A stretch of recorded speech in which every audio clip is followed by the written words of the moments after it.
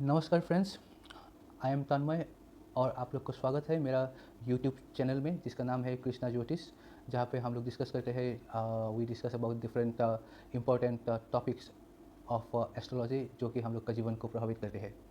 तो I am really very very humble और बहुत बहुत शुक्रिया सब लोग को कि आप लोग ने पिछले हफ्ते बहुत सारा मेल्स भेजा मुझको और बहुत सारा क्वेरीज आप लोग ने रखा। तो क्योंकि आप लोग का मेल्स और क्वेरीज इतना लंबा है क्योंकि इनका जो जवाब एक एक करके मैंने देने के लिए कोशिश करूंगा, लेकिन इसमें थोड़ा सा टाइम लग सकते हैं, तो थोड़ा सा कृपया मुझको टाइम दीजिए। आई प्रॉमिस कि विद इन 2-3 हफ्ते लग सकते हैं, लेकिन आप लोग का जो सवाल है उनका जवाब मिल जाएगा। तो थैंक यू फिर बोलता हूँ और आज के एपिसोड शुरू करता हूँ। तो आप लोग का जो भी मेल्स है और आप लोग ने बहुत ने कुछ रिक्वेस्ट भेजा है कि सर्टेन टॉपिक्स आप ले लीजिए, इसमें आप वीडियो बनाइए। तो मैंने जब इसका एक कैटेगराइजेशन करा तो मुझको लगा कि आप लोग का जो मेन रिक्वेस्ट है, ये रिक्वेस्ट मेनली दो कैटेगरीज में आता है। एक तो मतलब 80% of our your request either marriage love romance related है, नहीं तो हेल्थ डिजीज रिलेटेड है। तो हेल्थ और डिजीज़ रिलेटेड मैंने दो Q&A टाइप का वीडियो परसों मैंने भेजा है और अपलोड किया है, शायद आप लोग ने देखा होगा। तो आज मैं एक टॉपिक जो कि falls under the bigger umbrella of love romance and marriage relationship, जो कि एक ही सवाल को कम से कम 9 लोगों ने पूछा है, तो मैं सोचा कि आज मैं यही टॉपिक पे चर्चा करूँ। तो ये जो टॉपिक है, ये टॉपिक बहुत ही इंटरेस्टिंग टॉपिक है और मैं कोशिश करूँगा कि आपको सिर्फ इसका आउटलाइंस नहीं, इसका जो प्रोसेस है, ये प्रोसेस भी आप लोग को समझ में आना चाहिए। क्योंकि एस्ट्रोलॉजी में हम जब कुछ एनालाइज करते हैं तो कितना पड़ाव से हम लोग को गुजरना पड़ता है, how many details we have to go through and how many calculations we have to go through. This things will be very clear when you will see this particular episode. तो आज का जो टॉपिक है, ये topic है direction of your soulmate. मतलब आप लोग जानना चाहते हो, स्पेशली दोज जिसका मैरिज अभी तक नहीं हुआ है, वो लोग का मन में ये प्रश्न है कि उनका जो वुड बी स्पाउस होगा वो कौन सा डायरेक्शन से आएगा। तो मुझे पता नहीं है इससे क्या फ़र्क पड़ेगा कि वो पूर्व से है या पश्चिम से है, उत्तर से या दक्षिण से है, इससे क्या फ़र्क पड़ने वाला है। कम से कम मुझे तो समझ में नहीं आता है, लेकिन मैं ये एपिसोड इसीलिए कर रहा हूँ क्योंकि इसका जो आंसर है, इसका प्रॉपर आंसर एस्ट्रोलॉजी में है। तो जब एस्ट्रोलॉजी में है और जब मैंने पोस्ट ग्रेजुएशन किया था एस्ट्रोलॉजी में, तो ये एक सब्जेक्ट मैंने भी पढ़ा था, तो इसलिए मैं इसको ले रहा हूँ। और दूसरा ये चीज़ है कि ये अगर आप लोग ने पूछा है तो कुछ सोच के ही पूछा होगा, और ये अगर आप लोग के लिए इम्पोर्टेंट है तो ये मेरा कर्तव्य बन जाता है, this becomes my duty to answer to your queries. तो आज का टॉपिक हम शुरू करते हैं कि आपका जो फ्यूचर हस्बैंड या वाइफ होगा, यानी कि जो स्पाउस होगा, यानी कि जो सोलमेट होगा, वो कौन सा डायरेक्शन से आएगा। ओके। तो इसमें ये क्वेश्चन तो बहुत ही छोटा सा है, लेकिन इसका जब ये एस्ट्रोलॉजर्स के पास आते हैं, स्पेशली हम जैसे astrologer who are who have properly studied astrology in graduation and post graduation level and now doing research, तो हम लोग को बहुत ही साइंटिफिक तरीके से इसको देखना पड़ता है। And when I will be dealing with this subject, तो आप लोग को पता चलेगा कि क्वेश्चंस आप लोग का छोटा हो सकता है, लेकिन कितना इसका पीछे कितना एफर्ट हम लोग को लगते हैं। एनीवे, तो शुरू करते हैं। तो आप लोग का मतलब थ्योरी अगर मैं बोलता रहूँगा तो आप भी बोर हो जाएंगे और आप लोग को समझ में भी नहीं आएगा। और ये जो चीज़ है, ये हम लोग जब पढ़ा था तो कम से कम 2 महीना लग गया था। तो इसको एक एपिसोड में सम अप करने के लिए बहुत ही मुश्किल होते हैं। तो हम क्या करेंगे कि हम एक हाइपोथेटिकल कुंडली एक बना लेंगे और वो कुंडली का माध्यम से हम जानने का मतलब we will try to give the answer and we will apply all the rules through that particular hypothetical kundli. तो एक कुंडली बनाते हैं, ये एक प्योरली हाइपोथेटिकल कुंडली है, कोई फ़र्क नहीं पड़ता है कि कौन सा चीज़ कहाँ पे है। ये किसी इंसान का कुंडली है, किसका है मुझे पता नहीं है, मैं खुद इसको क्रिएट कर रहा हूँ। तो आप लोग को पता है कि ये जो 12 हाउसेस है, ये 12 हाउसेस में कुछ नंबर्स लिखा होगा और ये जो नंबर्स होगा, this will be the number of the rashi. Okay, so I am just starting to write 9, 10, 11, 12, 1, 2, 3, 4, 5, 6, 7, 8। और इसमें हम क्योंकि ये तो हो गया आपका राशि, और अब हम इनमें प्लैनेट्स भी क्योंकि प्लैनेट्स भी यहाँ पे होना ज़रूरी है, तो हम अपना मर्ज़ी से हम थोड़ा सा, क्योंकि ये एग्जांपल है तो मैं प्लैनेट देना शुरू करता हूँ। ये है लग्न, लग्न में मैं कोई प्लैनेट नहीं दे रहा हूँ। सूर्य यहाँ पे मैं दे रहा हूँ, यहाँ पे केतु दे रहा हूँ, यहाँ पे मैं जो मार्स या मंगल है इसको यहाँ पे दे रहा हूँ, इसको खाली छोड़ देता हूँ। यहाँ पे वेनस, यहाँ पे सैटर्न, यहाँ पे चंद्रमा यहाँ पे आ गया, तो ये एक कर्क राशि का लोग है।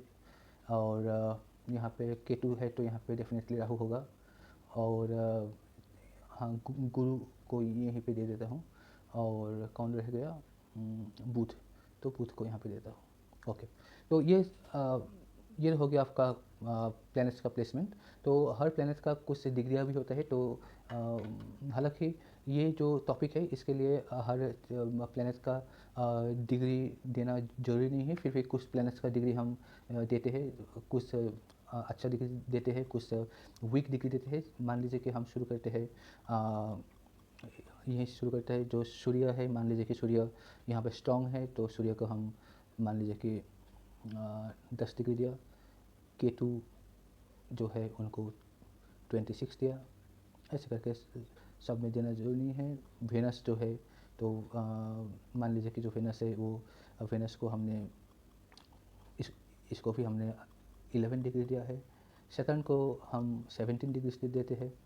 मून जो है, मून को हम थोड़ा सा वीक ही रखते हैं, या चलिए मून को स्ट्रॉन्ग कर देते हैं, तो मून को 12 डिग्री दे देते हैं। केतु में 26 है तो राहु भी 26 होगा। जो जुपिटर है, ये जुपिटर को भी हम मान लीजिए कि 7 डिग्री दे देते हैं। और जो मर्क्यूरी है, सब स्ट्रॉन्ग हो गया तो मर्क्यूरी को थोड़ा सा वीक कर देते हैं, तो मान लीजिए कि मर्क्यूरी आपका 4 डिग्री का है। तो ये जो डिग्रीज मैंने दिया हूँ ये सिर्फ एग्जांपल्स के लिए दिया हूँ, ताकि जब हम इसको ये अच्छा मार्स रह गया है, मार्स को हम 19 डिग्री दे के रखते हैं। ओके, तो ये हम लोग का जो एक कुंडली है, ये कुंडली बन गया। और ये कुंडली मेल का भी हो सकता है, फीमेल का भी हो सकता है, लेकिन हम लोग का जो डिस्कशन है, तो डिस्कशन के लिए मान लीजिए कि ये एक मेल का कुंडली है। ठीक है, मेल का कुंडली है। अच्छा, अब आप लोग को कुछ रूल्स एंड रेगुलेशंस, यहाँ पे तो बहुत कुछ चीज़ है, सब बोलना जो जरूरी भी नहीं है, और टाइम भी वेस्ट हो जाएगा, आप लोग भी बोर हो जाएंगे। तो कुछ रूल्स, अब क्वेश्चंस क्या है, आप लोग ने मान लीजिए कि नॉट मान लीजिए, आप लोग ने जिसने भी मुझको ये सवाल भेजा है, हर लोग ने लगभग, क्योंकि मैंने आप लोग को रिक्वेस्ट किया था कि आप लोग अपना हॉरोस्कोप भेजिए, नहीं तो प्रेडिक्ट करना मुश्किल हो जाता है। और अगर हॉरोस्कोप नहीं है तो आप अपना date of birth, time of birth, place of birth और आपका नाम भेजिए, हॉरोस्कोप मैं खुद बना लूँगा। तो आप लोग ने अपना हॉरोस्कोप जिनके पास भी है आप लोग ने भेजा है, और एक दो के पास नहीं था तो मैं खुद बना लिया हूँ। तो लेकिन मैं नहीं चाहता हूँ कि, क्योंकि ये एक पब्लिक प्लेटफॉर्म है, यहाँ पे किसी का असली हॉरोस्कोप में यहाँ पे डिस्प्ले करूँ, तो ये एक हाइपोथेटिकल हॉरोस्कोप है। तो ये एक मेल का हॉरोस्कोप है, और आपका क्वेश्चन वेरी वेरी सिंपल है कि आपने मेल में इतना ही लिखा कि तन्मय सर, मैं मेरा हॉरोस्कोप आपको भेज रहा हूँ, कृपया आप kindly see and tell me that from which direction my would be soulmate will come. तो आपका क्वेश्चन देखने में बहुत ही छोटा क्वेश्चन है, लेकिन इनका आंसर करने के लिए कितना कैलकुलेशंस का ज़रूरत होता है, वो आप जब हम इसको करेंगे आपको समझ में आएगा। सो इनका रूल ये है कि हमको देखना पड़ेगा कि फर्स्ट ऑफ ऑल ये देखना पड़ेगा कि आपको आपका मालूमात के लिए मैं बोल देता हूँ कि हर एक प्लेनेट का एक डायरेक्शन होता है, हर एक राशि का एक डायरेक्शन होता है, और उसके इसके अलावा भी युति होता है, दृष्टि होता है, हर कुछ चीज़ हम लोग को देखना पड़ता है। तो ये जो पर्टिकुलर एक्सरसाइज है, यहाँ पे हम लोग को 6 पड़ाव से गुजरना पड़ेगा, मतलब we will have to go through 6 different experiments. तो ये 6 डिफरेंट एक्सपेरिमेंट्स जब हम करेंगे तो इसका प्रॉपर एक खाका बन के आएगा, और जब उनको जब हम ट्रायंगुलेशन करेंगे तो हम लोग का कैलकुलेशन शुरू होगा। So let's start from the beginning. तो एट फर्स्ट जो पड़ाव है, ये पड़ाव ये है कि डायरेक्शन ऑफ द प्लैनेट्स, कि प्लैनेट का डायरेक्शन क्या है ये हमको देखना है। अच्छा, उसका पहले मैं आपको बोल के रखूँ, जो आपको जानना जरूरी है, आपको मालूम भी है कि हर कुंडली का ये है लग्न, और ये जो लग्न होता है ये आप है, और ये लग्न का जो अपोजिट जो हाउस है ये है आपका स्पाउस का हाउस, यानी कि आपका शादी का हाउस, यानी कि आपका वाइफ का हाउस। तो ये है आपका वाइफ हो या जो भी आप इसको बोले, मैं वाइफ यहाँ पे लिख देता हूँ, वाइफ या मैरिज। तो आप क्योंकि लड़का है तो मैं यहाँ पे वाइफ लिख दिया, अगर आप लड़की होते तो मैं यहाँ पे हस्बैंड लिख देता या लाइफ पार्टनर लिख देता। तो ये पूरा जो मैरिज हॉरोस्कोप है, इनमें सबसे ज़्यादा इम्पोर्टेंट जो जो हाउस है ये हाउस जो हाउस नंबर 7 जो है ये सबसे इम्पोर्टेंट हाउस है। तो हमको अभी देखना है कि ये जो 7th हाउस है ये 7th हाउस का राशि क्या है। At first we will have to see कि व्हिच राशि this 7th house falls in. तो आप देखिए कि ये 7th हाउस का राशि क्या है। राशि आपको मालूम है कि जो भी नंबर्स यहाँ पे लिखा रहता है वही राशि हो जाता है। तो यहाँ पे 3 नंबर लिखा हुआ है तो ये 3 नंबर का राशि है। और 3 नंबर का राशि कौन सा होता है? 3 नंबर का राशि होते हैं, आप लोग को मालूम है कि पहला राशि है एरिस यानी कि मेष, दूसरा है टॉरस यानी कि वृषभ और तीसरा राशि है मिथुन यानी कि जेमिनाई। तो ये जो 7वां जो हाउस है, दिस 7th हाउस का जो लॉर्ड है ये है जेमिनाई। इसको आप याद रखिए, मैं यहाँ पे लिख के रखता हूँ कि 7th Lord is Gemini. Okay. और जेमिनाई जो है, sorry not 7th Lord, 7th जो साइन है या राशि है, 7th राशि है जेमिनाई। और जेमिनाई का जो लॉर्ड है वो लॉर्ड है आपका जेमिनाई है, बुध का राशि है, तो मार्करी का राशि है। ओके, ये हम नोट करके रख दिया है।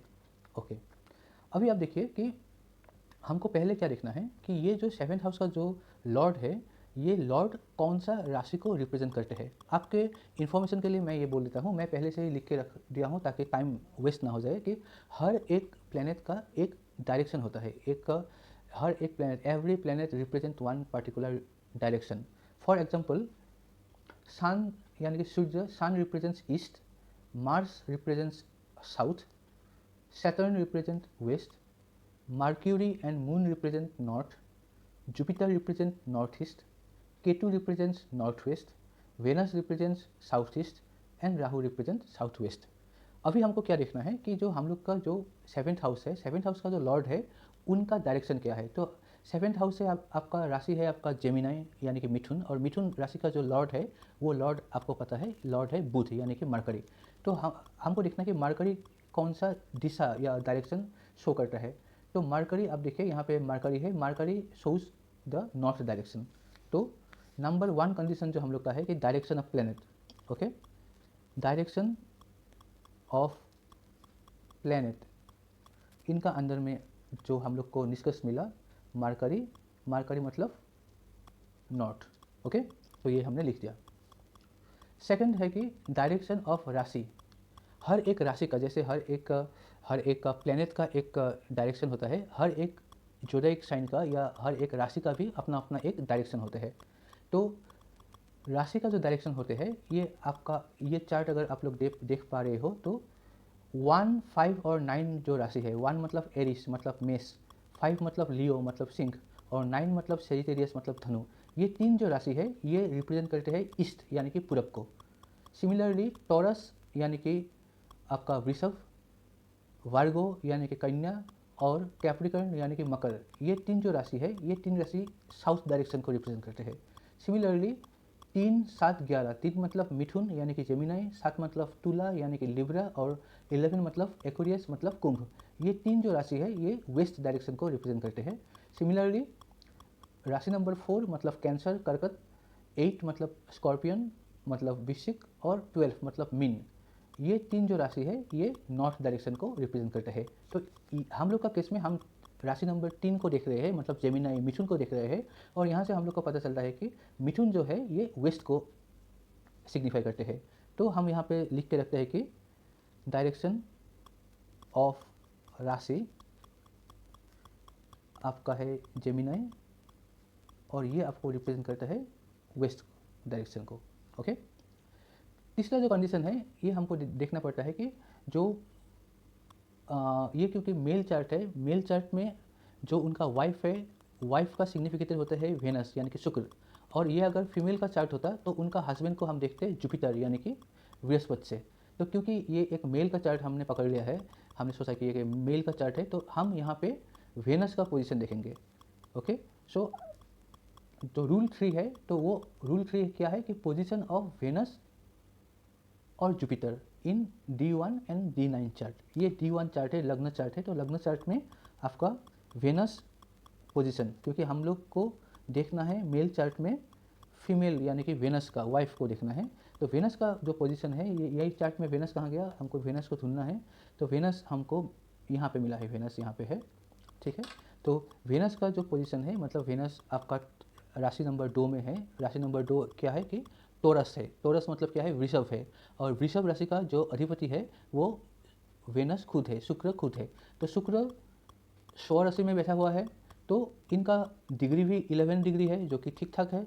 तो इनका जो पोजीशन है, ये पोजीशन हम लोग लिखेंगे कि इनका पोजीशन गुड है। और अगर इनका पोजीशन गुड है तो आपका जो ये जो वेनस जो है, ये वेनस कौन सा डायरेक्शन को रिप्रेजेंट कर रहा है, वेनस आपका डायरेक्शन रिप्रेजेंट कर रहा है south east. Okay, south east. Number 4 हम लोग को जो देखना है, ये है आपका position of Venus and Jupiter in D9 chart, जो कि ये हम लोग का D1 चार्ट मतलब लग्न चार्ट है। और आप लोग को पता है कि लग्न चार्ट के साथ साथ जब हम विवाह का कुंडली देखते हैं तो एक नवम्स चार्ट आता है जिसको D9 चार्ट भी बोलते हैं। ये नवम्स चार्ट में भी ये तमाम ग्रह नक्षत्र का पोजीशंस होते हैं। तो वो चार्ट, क्योंकि हम लोग ने ये सिर्फ एक आप लोग का अंडरस्टैंडिंग के लिए मैंने इसको बनाया, तो मैं इनका नवम्स चार्ट मैंने नहीं बनाया है। तो इन रियल लाइफ कंडीशन आप लोग का नवम्स जो चार्ट है, जो कि D9 चार्ट है, नवम्स चार्ट में आपको ये वेनस का जो पोजीशन है वो देखना है वो कैसा है। तो फिलहाल एग्जांपल के लिए हम स्किप कर रहे हैं। तो नेक्स्ट जो आपका है, ये है position of the 7th lord. तो position of the 7th lord मतलब ये जो 7th हाउस है उसका लॉर्ड है, ये 7th हाउस जो है ये है जेमिनाई, मतलब मिथुन राशि है, और मिथुन राशि का जो लॉर्ड है वो है शुक्र। ठीक है, तो शुक्र का पोजीशन हमको देखना है। तो 7th लॉर्ड पोजीशन, पोजीशन मतलब यहाँ पे जो पोजीशन हम बोलते हैं, ये पोजीशन में 3-4 चीज़ मेनली हम देखते हैं कि इनका डिग्री कैसा है, यानी कि बलाबल कैसा है। दूसरा चीज़ है कि इनका ऊपर कोई अशुभ प्लैनेट्स का प्रभाव पड़ा है या नहीं पड़ा है, वो भी देखना है। या ये क्या खुद अकेला बैठा हुआ है या इसके साथ कोई और भी प्लैनेट बैठा हुआ है जो कि इसका दोस्त भी हो सकता है, दुश्मन भी हो सकता है। और ये भी देखना है कि ये क्या शत्रु का राशि में बैठा हुआ है या फ्रेंड्स का राशि में बैठा हुआ है। अगर शत्रु का राशि में बैठा हुआ होता तो ये अशुभ माना जाता। लेकिन आपका ये जो कंडीशन है, यहाँ पे हम देख रहे हैं कि ये जो आपका सॉरी मैं एक गलत कि ये 3 नंबर राशि है जो कि जेमिनाई है। जेमिनाई मतलब ये बुध का राशि है, तो हमको बुध देखना है, मरकरी देखना है। तो मरकरी कहाँ पे है, मरकरी यहाँ पे है।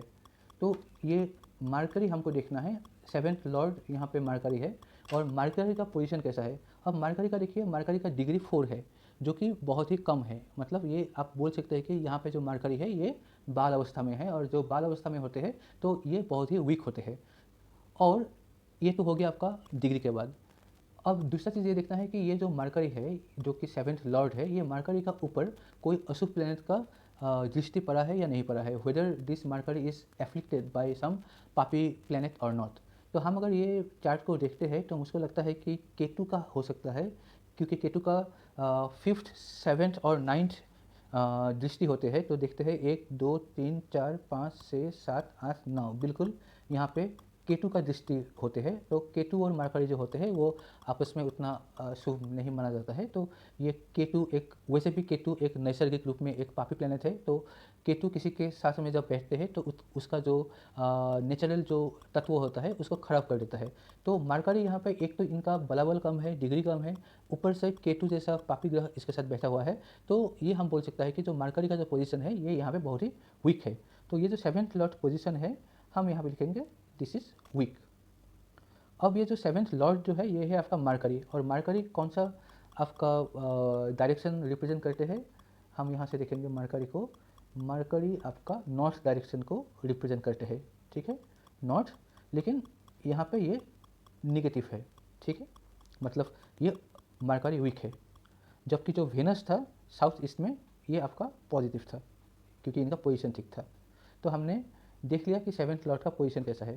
तो 6th जो पैरामीटर है कि planet sitting in the 7th house, ये आपका जो पैमाना है, ये हमको देखना है कि ये जो 7th हाउस है, ये 7th हाउस में क्या कोई planet, if any planet is sitting in this particular house और दिस हाउस इज एम्प्टी। तो इन दिस केस हमको देखना है कि ये हाउस क्या एम्प्टी है या कोई प्लैनेट यहाँ पे बैठा हुआ है। हम देख सकते हैं कि यहाँ पे सैटर्न यानी कि शनि बैठा हुआ है, और शनि का ताकत कैसा है वो भी हमको देखना है। शनि 17 डिग्री में है, नंबर 1 कंडीशन।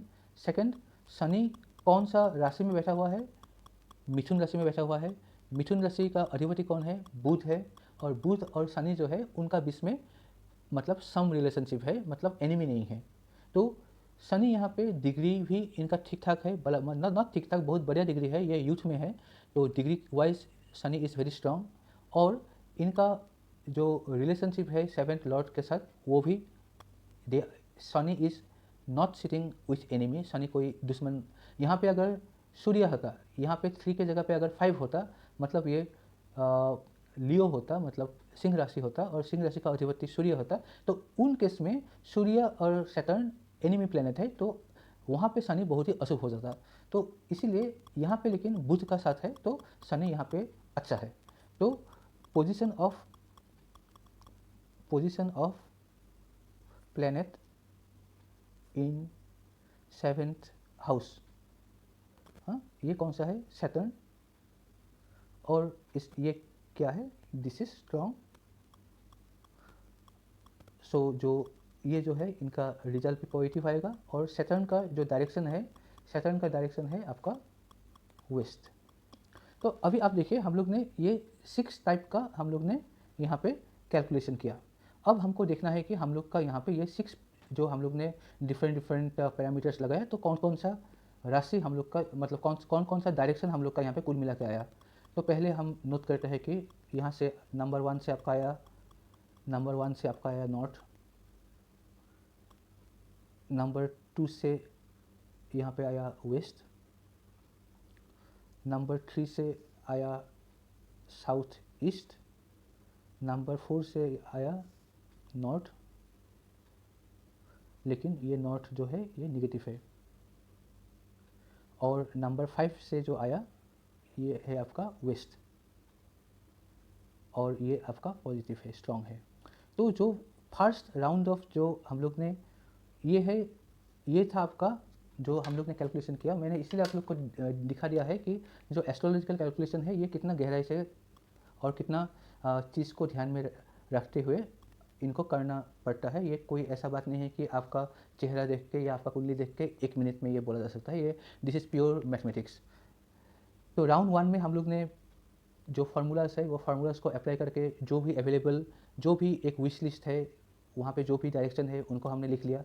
अब ये है राउंड 2, तो राउंड 2 में हम लोग ने जो जो डायरेक्शन आया उसको लिख लिया। और अब हमको ये देखना है कि ये राउंड 2 में जो आपका डायरेक्शन आया ये कौन सा डायरेक्शन कितने बार रिपीट हुआ है। तो हम अगर यहाँ पे देखें तो आप देखिए कि जो नॉर्थ डायरेक्शन है वो 1 बार, 2 बार, 2 बार रिपीट हुआ है, ठीक है। तो नॉर्थ जो डायरेक्शन है ये आपका 2 बार रिपीट हुआ है, और टोटल कितना है 2 आउट ऑफ 5 टाइम्स, मतलब टोटल हमने 5 कैलकुलेशन किया तो 5 में से 2 में नॉर्थ आया है, ठीक है। वेस्ट को देखें 1, 2, तो वेस्ट भी आपका 2 बार आया है आउट ऑफ 5। तीसरा है आपका साउथ ईस्ट, ये आपका आया है 1 बार, 1 आउट ऑफ 5। चौथा है आपका नॉर्थ, नॉर्थ हम लोग ने ऑलरेडी, नॉर्थ हमने गलती से 2 बार लिख दिया, ये होना चाहिए था साउथ। तो जो साउथ है, साउथ कहीं पे आया है,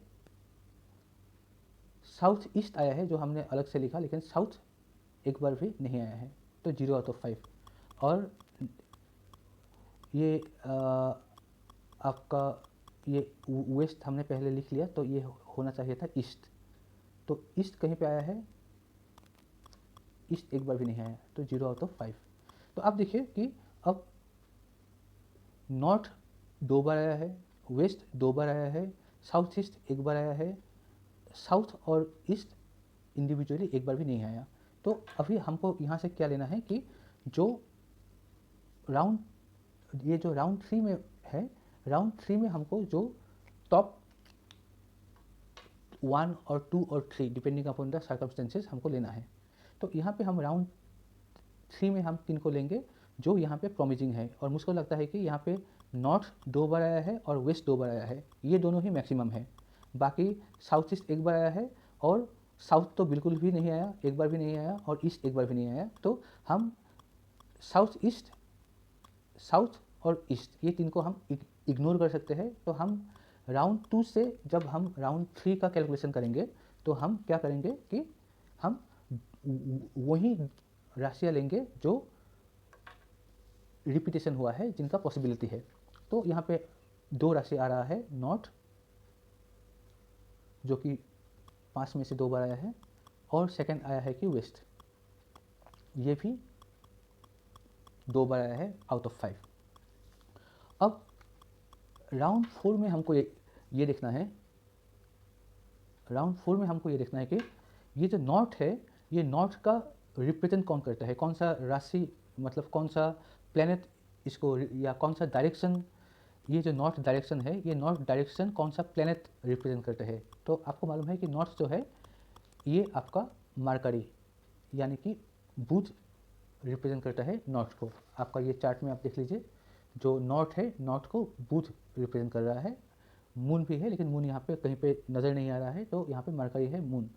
और वेस्ट जो डायरेक्शन है, ये आप यहाँ से देख लीजिए कि वेस्ट डायरेक्शन जो है ये आपका सैटर्न ये रिप्रेजेंट कर रहा है।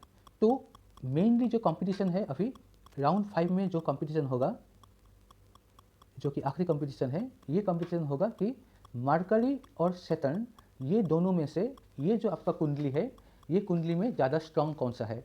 स्ट्रांग मतलब 3 चीज़ हम देखेंगे, एक है डिग्री, एक है क्या ये एनिमी के साथ बैठा हुआ है, या एनिमी का दृष्टि पड़ रहा है, या फ्रेंड्स के साथ है, कहाँ पे बैठा हुआ है, और तीसरा चीज़ हम ये देखेंगे कि इनका ऊपर कैसा प्रभाव पड़ रहा है। तो अगर हम पहले मरकरी का भी देखें, तो आप देखिए कि मरकरी जो है, मरकरी का डिग्री कम है, 4 है, जबकि सैटर्न का डिग्री है 17। तो डिग्री का हिसाब से सैटर्न विंस। ओके, तो मैं यहाँ पे मरकरी लिखता हूँ, थोड़ा सा पेपर को बड़ा कर देता हूँ आपका सुविधा के लिए। तो मरकरी और सैटर्न, तो डिग्री का हिसाब से मरकरी जो है ये आपका निगेटिव है, और सैटर्न जो है वो पॉजिटिव है। Number 1 criteria. नंबर 2 क्राइटेरिया जो है कि are they sitting in the houses of their friends और एनिमीज। तो सैटर्न, अब देखिए Saturn is sitting in the house of Gemini, मतलब बुध का हाउस में बैठा हुआ है। और सैटर्न और बुध जो है, इनका रिलेशनशिप ना तो दोस्ती का है ना तो दुश्मनी का है, मतलब सो रिलेशनशिप है, तो एवरेज हम मान सकते हैं। हाँ, तो उस हिसाब से अगर हम सैटर्न का देखें तो ये हम एवरेज मान सकते हैं। तो ये हमने एवरेज को AV लिख देता है, एवरेज। ओके, अब देखते हैं मरकरी का क्या हाल है। मरकरी बैठा हुआ है 7 नंबर हाउस में। 7 नंबर हाउस मतलब तुला राशि, मतलब लिब्रा। और लिब्रा क्या है, लिब्रा का लॉर्ड है, लिब्रा किनका राशि है, लिब्रा का अधिपति है शुक्र। अब शुक्र और मरकरी क्या है, ये दोस्त है। ओके, तो शुक्र एंड मरकरी दोस्त है। तो मरकरी जो है वो शुक्र का मतलब दोस्त का हाउस में बैठा हुआ है। ओके, सो हम यहाँ पे बोल सकता है कि जो मरकरी है ये आपका गुड है। ठीक है, अब तीसरा कंडीशन ये है कि जो ये जो शनि और मरकरी जो है, इनके ऊपर कोई अशुभ ग्रह जैसे राहु केतु, इनका कोई दृष्टि पड़ रहा है या नहीं पड़ रहा है। तो पहले देखिए मरकरी का ऊपर, जैसे मैंने बोला कि मरकरी का ऊपर केतु का 3 दृष्टि होते हैं, 5, 7 और 9। यहाँ पे केतु का 9th दृष्टि मरकरी का ऊपर पड़ रहा है। तो केतु का जो दृष्टि है ये मरकरी का ऊपर पड़ रहा है, जो कि शुभ नहीं माना जाता है। इसको छोड़ के और किसी का कोई अशुभ ग्रह का कोई कनेक्शन है मरकरी के साथ। अब देखिए यहाँ पे मंगल है, मंगल को भी अशुभ मतलब क्रूर ग्रह माना जाता है। अब जो मंगल है, ये मंगल का 3 दृष्टि होते हैं, जिसमें 8 नंबर भी एक दृष्टि होते हैं। तो मंगल का देखिए 1, 2, 3, 4, 5, 6, 7, 8। तो यहाँ पे जो है, यहाँ पे आपका बुध का ऊपर सिर्फ केतु का ही नहीं, मार्स का भी दृष्टि पड़ रहा है। ओके, तो एक तो मार्स को हम बोलते हैं कि, जब केतु को बोलता है पापी ग्रह, और मार्स को हम बोलते हैं कि क्रूर ग्रह। तो ये दोनों पापी और क्रूर ग्रह जो है, ये एक ऐसा मरकरी का ऊपर इनका प्रभाव पड़ रहा है जो बलहीन है। तो इनको ये दोनों मिलकर खराब कर देगा। तो यहाँ पे जो निगेटिविटी का जो चांस है वो ज़्यादा है। तो हम यहाँ पे लिखेंगे कि इट इज़ नॉट गुड, मतलब बैड। ओके, अब देखेंगे सैटर्न के ऊपर। अब सैटर्न के ऊपर किसका दृष्टि पड़ा है? लग्न में कोई नहीं है तो कोई डायरेक्ट दृष्टि नहीं है। लग्न का जो अधिपति है ये है आपका जुपिटर, क्योंकि ये धनु राशि में है। और जुपिटर और जो सैटर्न है, शनि है, गुरु और शनि आपस में सम रिलेशनशिप रखते हैं, तो एनिमी नहीं है। कोई क्रूर ग्रह का दृष्टि इनके ऊपर 1 2 3 4, हाँ, मंगल का दृष्टि शनि का ऊपर पड़ रहा है, ठीक है। और इसके अलावा और कोई पापी ग्रह का दृष्टि इसका ऊपर नहीं पड़ रहा है, तो मंगल का जो दृष्टि है इसके ऊपर पड़ रहा है, तो इनका ऊपर एक पापी ग्रह का दृष्टि पड़ रहा है। तो अब मंगल और शनि जो है, इनके आपस का जो रिलेशनशिप है वो वो उसमें ये भी देखना पड़ेगा कि किसका ताकत कितना ज़्यादा है। यहाँ पे मैंने वैसे ही लिख दिया कि मंगल 19 है और सैटर्न 17 है, तो मंगल और शनि जब एक साथ आते हैं तो ठीक है, ये अच्छा फल तो नहीं होते हैं, लेकिन डिग्री का हिसाब से भी बहुत ज़्यादा डिफरेंस नहीं है। यहाँ पे 19 है, यहाँ पे 17 है। आप अगर कंपेयर यहाँ से करें तो यहाँ पे मंगल का हो गया 19